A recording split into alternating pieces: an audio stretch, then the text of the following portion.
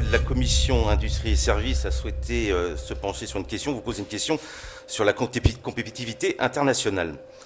Je pense que vous suivez de très près les négociations de l'accord bilatéral Europe-États-Unis sur la TTIP. Alors, ces négociations nous posent des questions. Quels peuvent être les risques qui peuvent particulièrement peser sur notre industrie agroalimentaire breton? Vous n'êtes pas censé savoir le poids de l'industrie agroalimentaire breton, même s'il subit une crise, s'il peut être en pleine mutation, mais c'est un poids économique très fort au sein de notre région. Alors, en fait, dans ce cadre, on se quid du maintien des droits de douane sur les produits sensibles, le porc, la volaille et le bœuf. Et en fait, une autre question nous vient, c'est sur l'interdiction de certains produits selon les normes sanitaires européennes. Par exemple, je pense aux viandes hormonées, aux viandes chlorées et aux OGM. Voilà notre question. Merci. Alors, qui veut... vous, Yannick Jadot, vous êtes contre, hein, cet accord global Europe-États-Unis, vous l'avez dit à plusieurs reprises, de la façon dont c'est fait, là, vous êtes pas d'accord. La majorité du Parlement européen, malheureusement, soutient cet accord. Pourquoi il est dangereux ? Il est dangereux pour ce que vous avez dit. À la fois, la partie droit de douane est une partie aujourd'hui assez marginale de l'accord. Mais marginal ne signifie pas que, quand on dit il y a 3% en moyenne de droits de douane entre l'Europe et les États-Unis, ce qui est assez faible, si on prend de manière sectorielle, ça peut devenir un gros problème.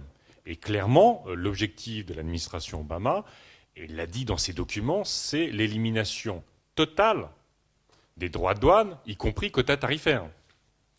Vous savez ce que ça veut dire pour, effectivement, un certain nombre de filières, notamment les filières d'élevage en ce qui concerne l'ouest de la France.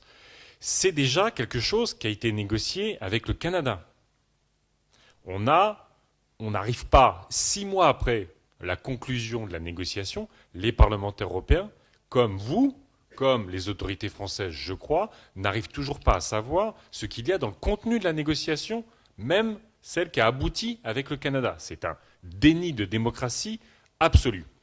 Mais on sait qu'il y a des dizaines de milliers de tonnes de quotas sur du bœuf, qu'il soit congelé ou frais, sur du porc aussi.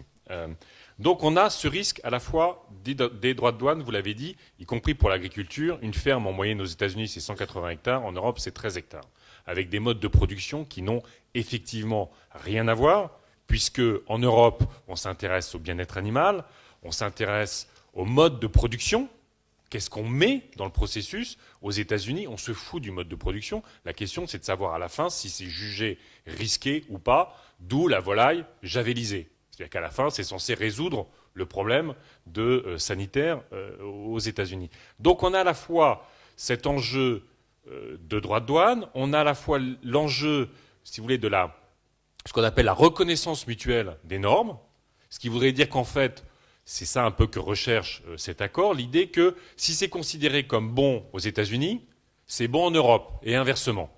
On ne recommence pas tous les processus d'évaluation. Mais vous l'avez dit, les processus d'évaluation ne sont pas du tout les mêmes. Même chose pour la chimie.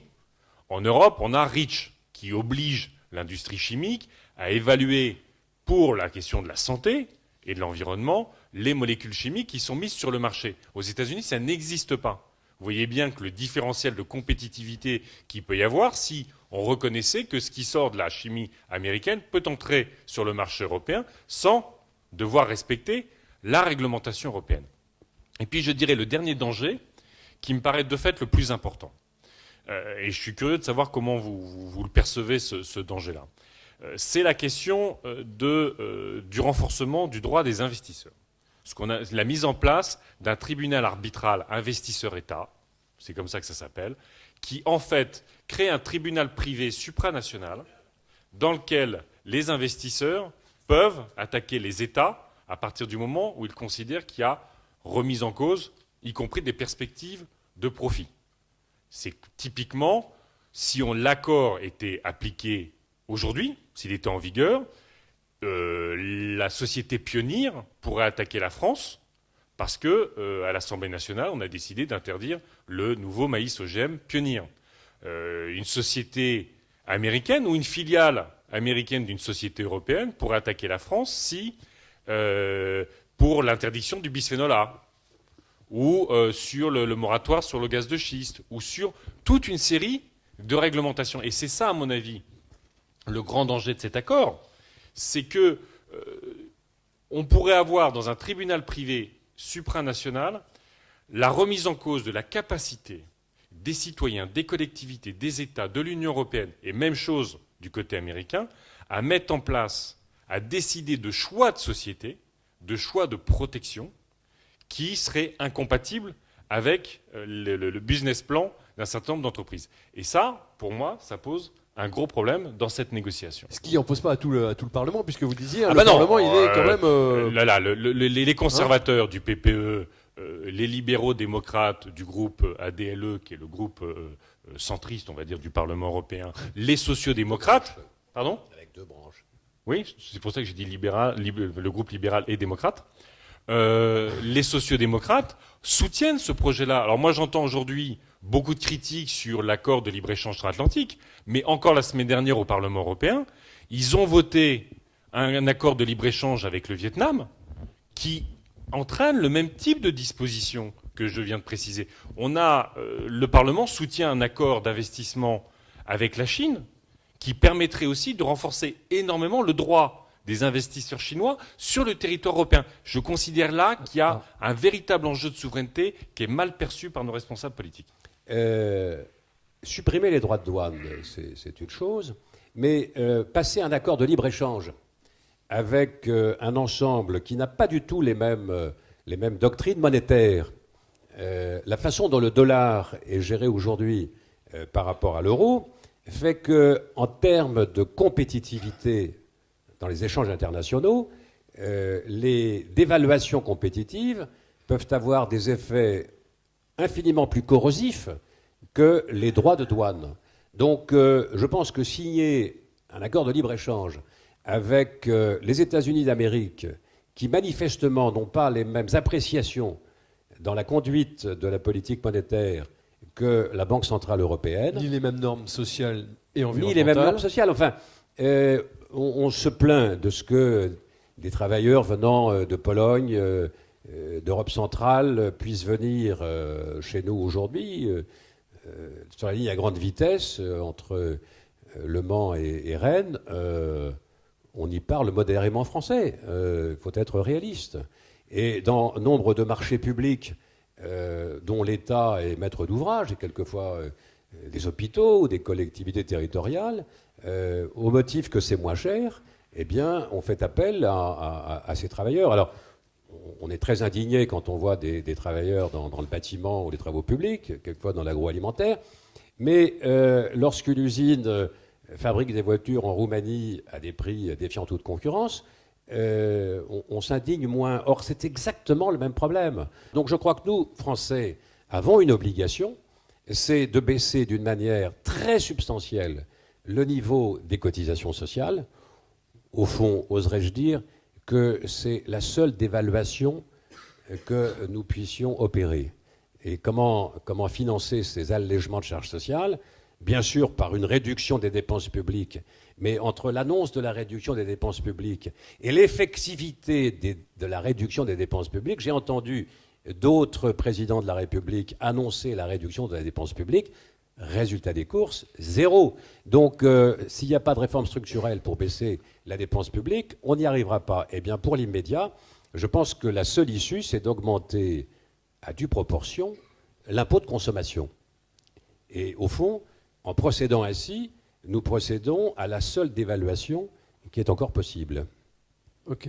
Yannick Jadot, je pense que ça doit vous faire agir. Vous n'êtes pas tout à fait d'accord pour tout. Ça dépend des sujets. Ouais.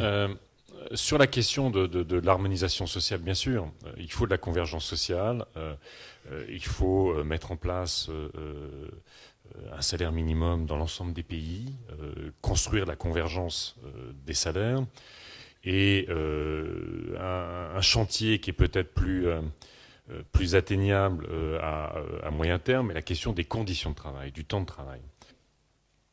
Moi, j'aimerais rappeler que si on prend la question industrielle, qui est l'enjeu le plus important de notre commerce extérieur, notamment le commerce extérieur extra-européen. La compétitivité ne pourra pas se faire majoritairement sur la question du coût du travail. Je veux dire, on ne va pas aligner l'Europe sur le Brésil ou sur la Chine, ça n'a aucun sens. En revanche, notre capacité, qui est déficiente aujourd'hui au niveau européen, à faire en sorte qu'on a une très bonne recherche. On a encore parmi les meilleurs brevets du monde. Le problème, c'est que quand on a le brevet, on a du mal à faire le prototype et on a du mal à développer la filière industrielle. Parce qu'on a encore le tiers des brevets au niveau mondial, y compris sur ce qu'on appelle les Key Enabling Technologies, donc c'est les technologies les plus avancées, mais qu'à partir du moment où on a la recherche à bien travailler, les industries se développent aux États-Unis ou ailleurs. Et ça c'est l'enjeu pour l'Europe, en termes de formation des compétences, en termes d'innovation, en termes de sobriété en ressources.